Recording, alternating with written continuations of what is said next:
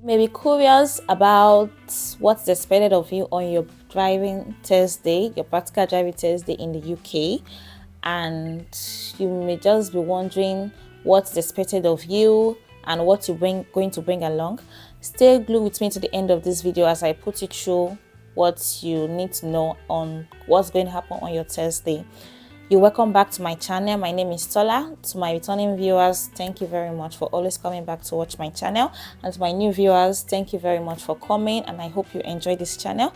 Please don't forget to subscribe to this channel so that you can always be the first to see the new video I post.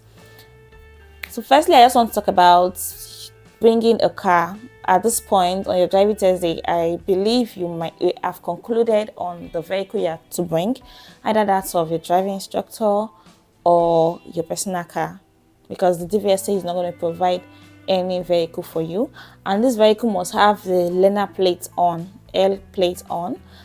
Also, you are to drive in company of someone who has got a British license for at least 3 years to the driving test center, or your driving instructor. You are not to drive alone because you are using the provisional license, hence you are not qualified yet to drive on your own on your driving test day.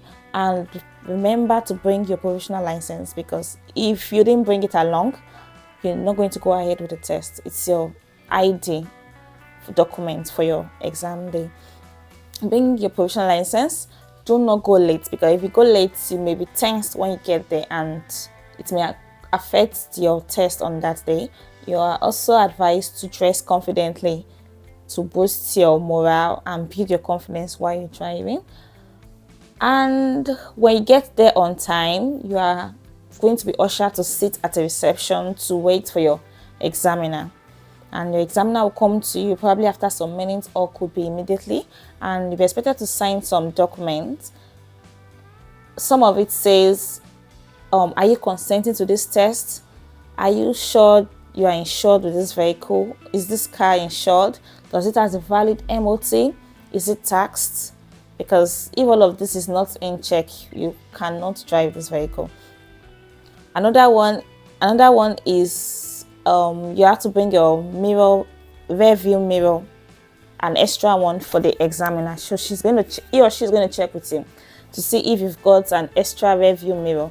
Because if you're driving, the rear mirror you're using, it is only you who will be using it, and the examiner sitting close to you cannot see it. So he or she also needs an extra one to be able to view the back as you're driving. And you also expected to consent that you've not changed your address, because if you've changed the address that is your provisional license, it's expected of you to have informed the DVSA that you've changed your address. But if you've not done that before that day, you may not go ahead with your test. You may even get £1,000 fine, because the moment you change your address, you have to inform the DVLA that you've changed your address.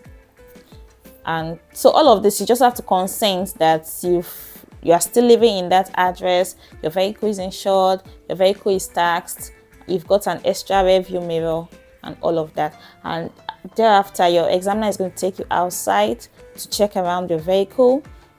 And meanwhile, I believe by now you should have serviced the vehicle, ensure that the vehicle is in the right condition to drive on the road. Please do not ignore any warning sign that has been on your dashboard before coming to your exam test center. Some warning sign can be about the engine, some can be about the coolant level, could be low. So ensure you have refilled it and all of this is in place. If not, no one will allow you to go ahead with your test on that day. Ensure that your seat belt is working as well. Ensure that your screen wash is refilled and all of that. Then after that, the examiner is going to do an eye checkup for you. Not necessarily she's going to check into your eyes, but you're going to stand 20 meters from a vehicle to read the car plates. The examiner will ask you to read the car plate to ascertain that you have a good eyesight. Then after that, the show me, tell me question will come in. The examiner can try to tell you that, okay, show me your engine, how to open your bonnet.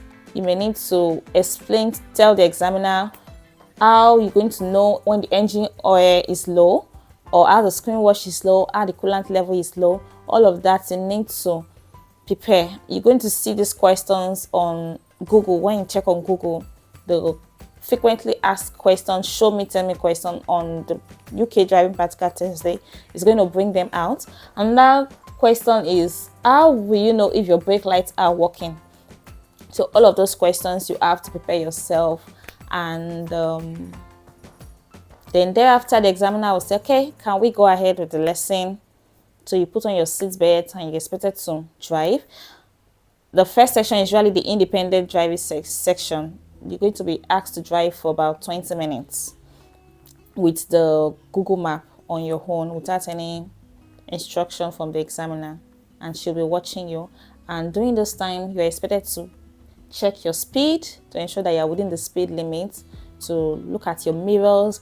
Even if you're not changing any position, you're not turning right, you're not turning left, you're not stopping, even if it's a straight road, you're still expected to be checking your mirrors from time to time to ensure that you are aware of your surroundings. These are things that are being checked. Ensure that you're properly positioned when you're turning right, turning left, or turning at a roundabout. Positioning, ensure that you signal properly, being aware of your speed, checking your mirrors, your maneuvers, everything. Make sure you work on them and you are good at it before you do your test. The next one is going to be the general driving ability, where your examiner, after the map is finished, the examiner will direct you on what to do. She can just tell you to keep driving on, take the next right, take the next left. He or she's going to be directing you on the route to go. Sorry, I keep using she because on my test day it was a woman, so I keep using she. Please pardon me for that. Then after those instructions from the examiner and all of that, you're still going to be conscious of the speed you're driving. Ensure you change speed when necessary. For example, you are driving on a 30 miles road, you can see the speed limit change to 40 ahead of you. You're expected to build up your speed also, not to continue driving at 30 miles, because those things can cause some little failures and all of that. Meanwhile, if you make any minor mistake in between, don't give up. Just keep on driving, because you're allowed to do 15 minor mistakes. And if you've had one serious fault, it's unforgivable. So there are some mistakes that I termed as minor, so you never can tell if what you did is minor. And imagine you've given up in between the test because probably you signal wrongly and all of that. It's because of failure, and probably it's in the initial you are not supposed to fail because of that. So whatever you do, just be focused, just persevere to the end and wait for your result. Another one I want to say is, when you're checking the map, if you drive on the wrong way, don't fret, don't give up, just continue, because the map is going to reroute to tell you if you're going to make a U-turn and all of that. Don't assume that you failed because you went through the wrong way. You can actually correct your mistake. It's allowed. So never be afraid. Don't be nervous. Be conscious of yourself. Ensure you are confident. Those things are very important. And also on your test day, you're expected to do some maneuvering. The examiner can ask you to pull along the side of the road, either the left side or the right side of the road when it's safe to do so. But just make sure your environment is safe and you've done all your checks before you park on the side of the road. You can be asked to do parallel parking, maybe one or two maneuver. Can parallel parking, forward bay parking, or reverse bay parking. So for the parallel parking, they may ask you to do it on either side of the road. But don't forget to make your check whenever you're doing a parallel parking, a reverse parallel parking. You look over your shoulders, the 6 points check. You look over your shoulder left at the back, you look over your shoulder at the right, that's 2. Look at your rear view mirror, that's 3. Your left mirror, your right mirror, that's 4 and 5.